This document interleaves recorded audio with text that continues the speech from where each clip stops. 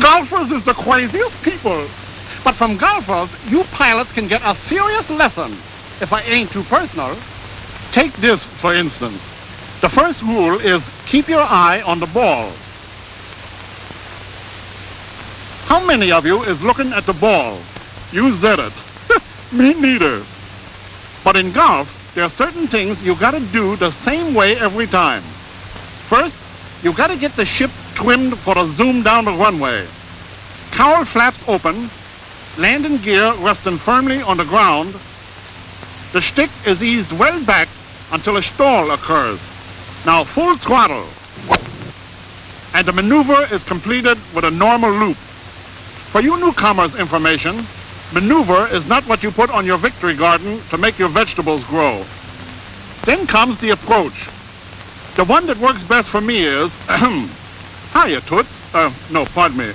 That's a different game. I mean, to reach your objective successfully, and I know you alert pilots in the audience is now ready for the moral, you gotta follow an established procedure. Make the right way the only way. An established procedure is what a good golfer does as his second nature. What the professor was trying to say is that in flying the P-47, there's an established procedure to follow from the moment you approach the airplane until you turn it over to the crew chief at the end of the flight. It's a procedure which you'll learn so well that it'll become part of your second nature, simple and natural, a habit. Well, how's she ticking, Joe? There in it goes, sir. That's good. The lieutenant's taking his first hop in the 47 today. Good. You're getting ready to go up in the 47. And as a part of your regular procedure, you make an exterior check of the airplane, reporting anything that doesn't look just right to your crew chief, who's your team partner.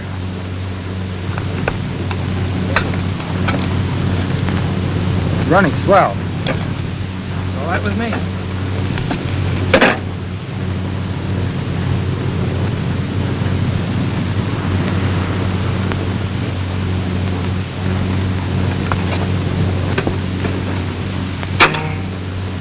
All right, Lieutenant, clockwise check.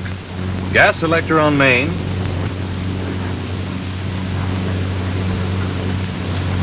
Trim tabs in takeoff position.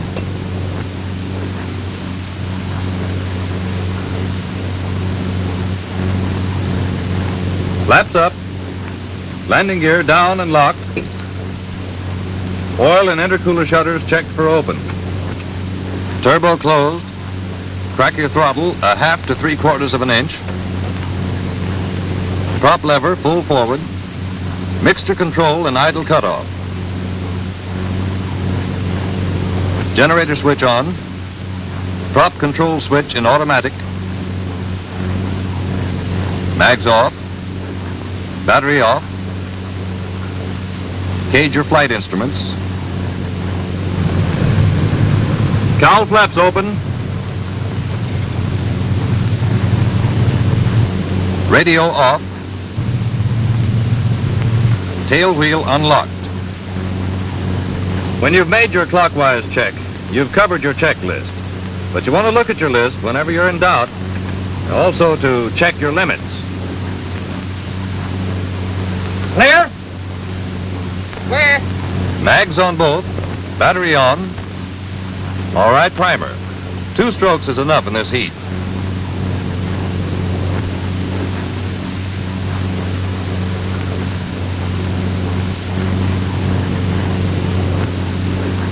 About 15 seconds on your Energizer. Hold it till she whines.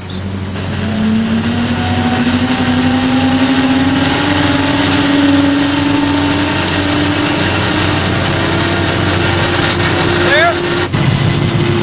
Clear. Engage.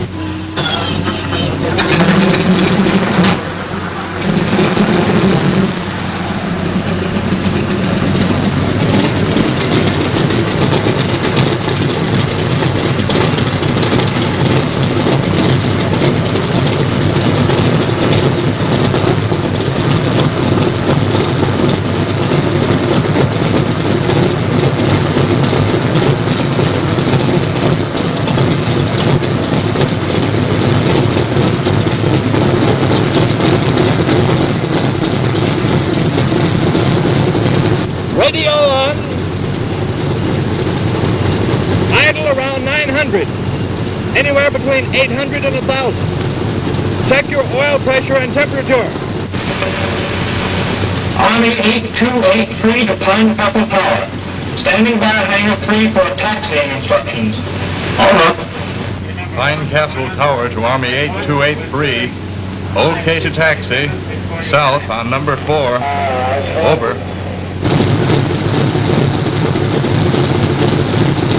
Remember, you're going up between 8 and 10,000.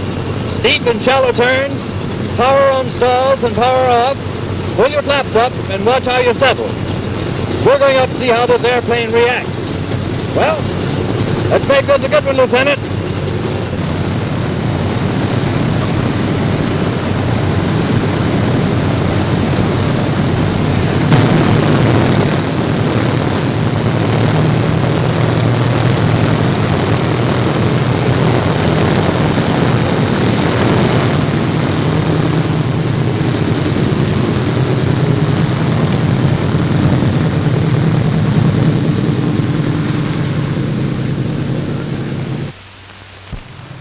Here you go for number 1. You're S-ing all the time you're on the ground.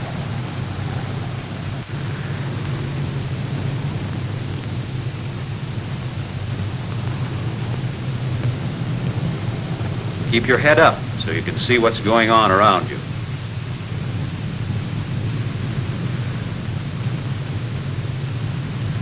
You'll come to know that the position of your wheels is just under your inboard guns.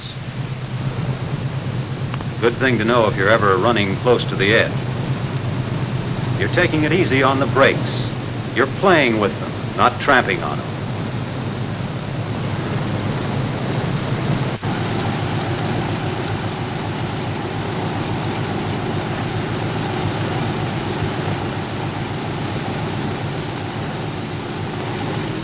With mags and flap equalizer checked, we're ready to call the tower. Army 8283 to Pine Castle Tower. Ready for takeoff. Over. Pine Castle Tower to Army 8283. Okay to take off on number 4. Over. Like a kid crossing the street, you look up and down that runway.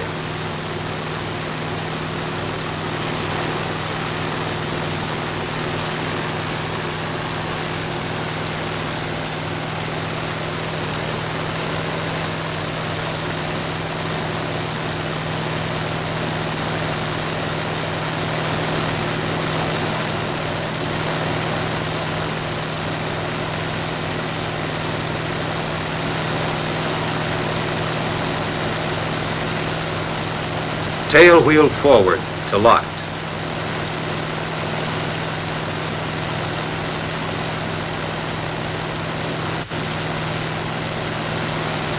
Clear your engine.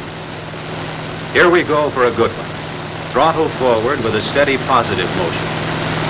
You're flying your 47 down the runway. You're not taking for granted that you're going to stay in the groove just because the tail wheel's locked. Keep to the center.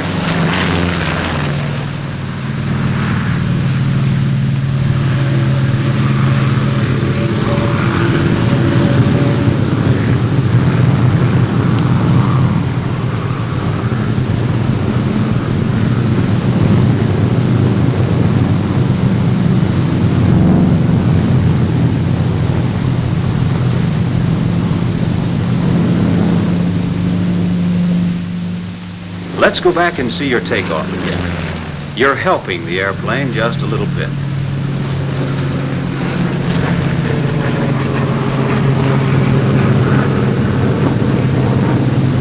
Feel your way to airborne.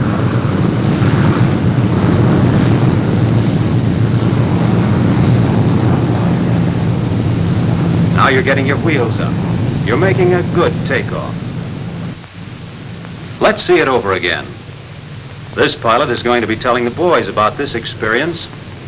47's wide landing gear gives this ship excellent ground looping characteristics that can be your friend in need if your engine should ever fail on the takeoff. Before this pilot looped, he slowed her down as much as possible and unlocked the tail wheel. He gave hard left rudder and left brake to pivot.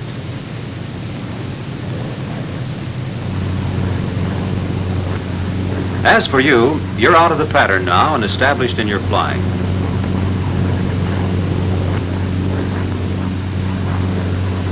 Now you're leveling off at the altitude you want and setting your throttle and RPM for your desired cruising speed, which at this stage of your training will be about 32 inches manifold pressure and 2,250 RPM.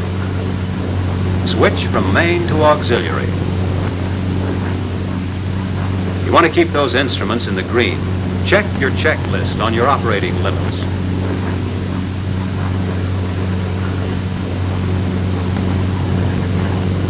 Trim your plane. Trim tabs on the 47 are sensitive. You can trim your ship quickly and easily with a small adjustment.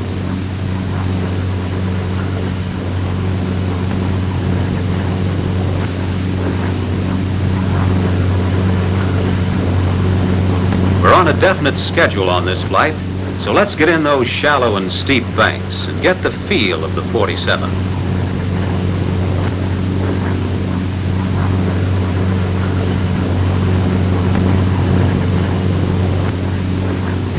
You're lined up with the runway. You're coming in for a normal 3-point landing. Smooth as silk.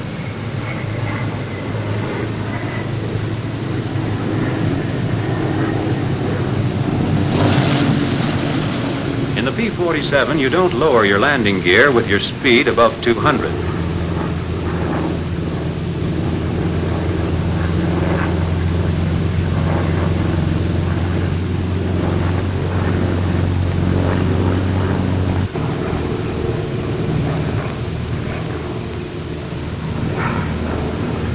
If your landing gear should fail to come down, get out of local traffic and find out what's wrong. To lower a stubborn landing gear, yaw the airplane. This should bring you in with wheels pulled down and locked.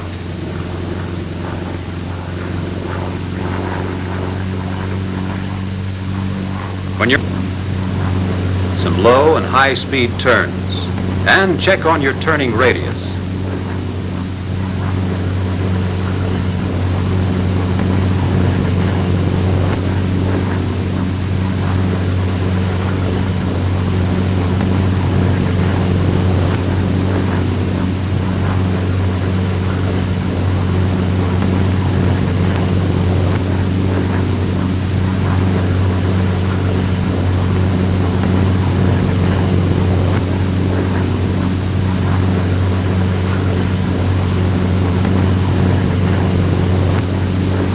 Practicing your stalls, notice the amount of altitude you need for recovery. You won't be in any doubt about when the P-47 is going to stall. It'll let you know.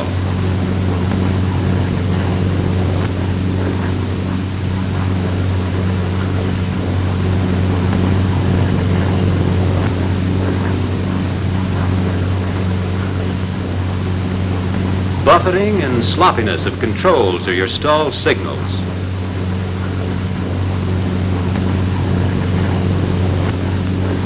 This airplane will drop straight and has no tendency to spin.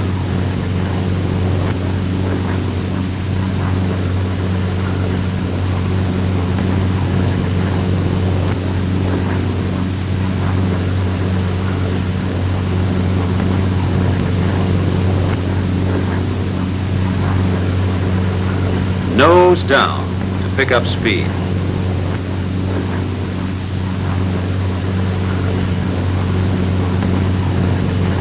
Let's have another one with wheels and flaps down. Up with the nose slowly.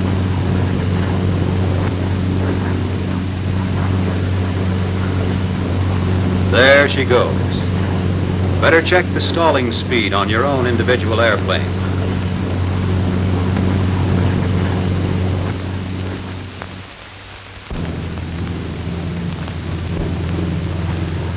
Time to head for the barn. With your shoulder harness locked, you're making a clockwise check of the cockpit before landing. Gas selector turned to your tank containing the most fuel. Aileron and rudder in landing trim.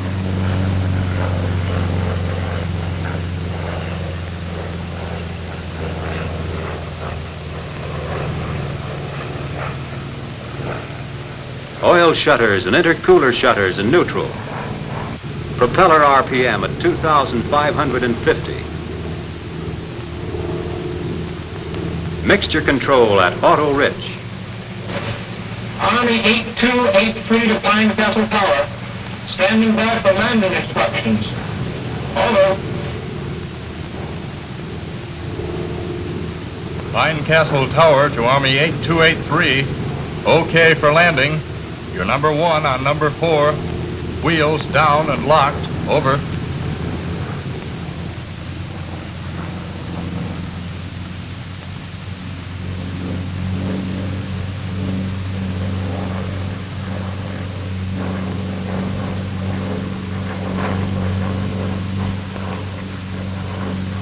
Wheels down and locked. Roger. Canopy open. Cowl flaps closed. Check your flap equalizer. You want the rod to stick out 3/8 of an inch. At 1,000 feet, you're coming in on the base leg. At the turn, you're 600 to 800 feet. 150 indicated airspeed. Coming out of the turn, you're at 500 feet. Flaps full down. You set your 47 down on the first quarter of the runway.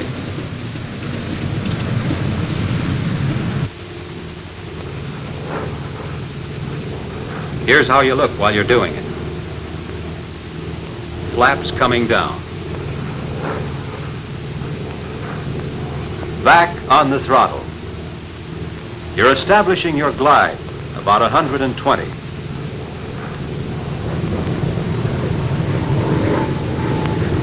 You're making your turn for a landing. Your speed is 150. Coming out about 140.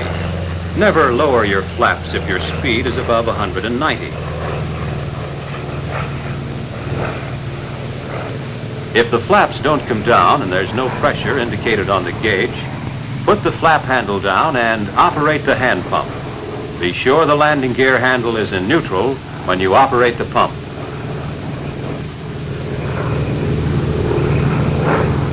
This pilot has come in too high and hot. If you should ever find yourself in this position with too much speed or height to land in the first quarter of the runway, pour on the coal and boot it out of there. Give it full power, but don't pull up too steeply.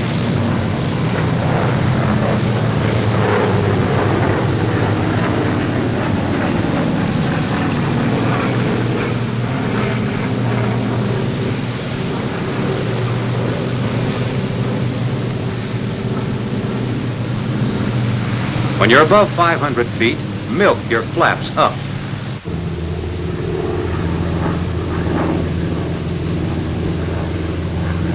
When you get some altitude, go around and shoot another landing.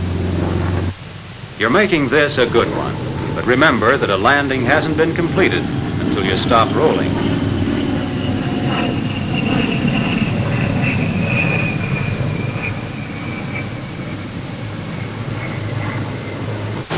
You're not riding your brakes. A little brake. Let them cool off. A little more brake. You're getting down to taxiing speed before you unlock your tail wheel. Get it unlocked before you start to turn.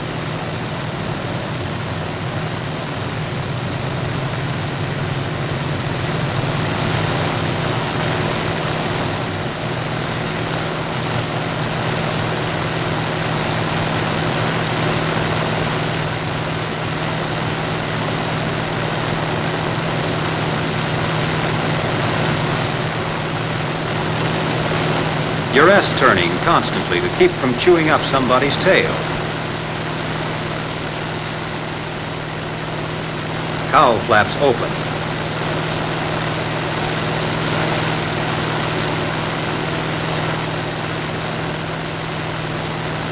Wing flaps retracted so they don't get nicked by flying stones.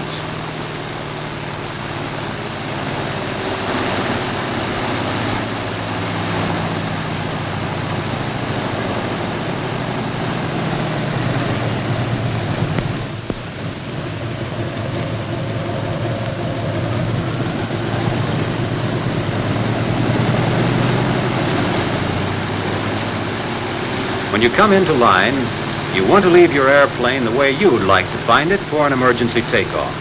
Parking brakes set until the chocks are under the wheels. Radio off. Clear the engine, 1,000 RPM, and then mixture control to idle cutoff. When the propeller stops rotating, cut the mags. Battery off. Fuel selector off. Rudder and aileron trim tabs to neutral. Flaps down. Generator switch off. Flight controls locked.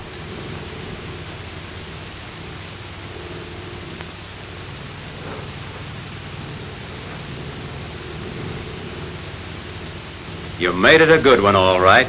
You knew what you were doing all the time, and you didn't take anything for granted. You took all the necessary safety precautions for ground personnel, yourself, and the airplane.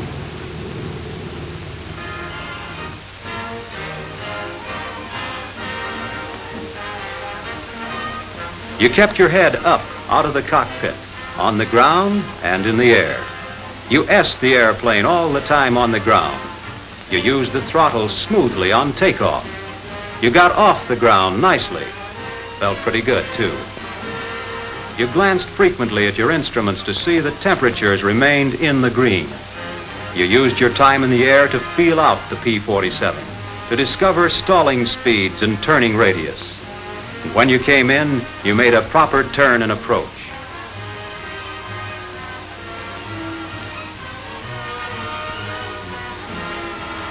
That's a nice job of flying.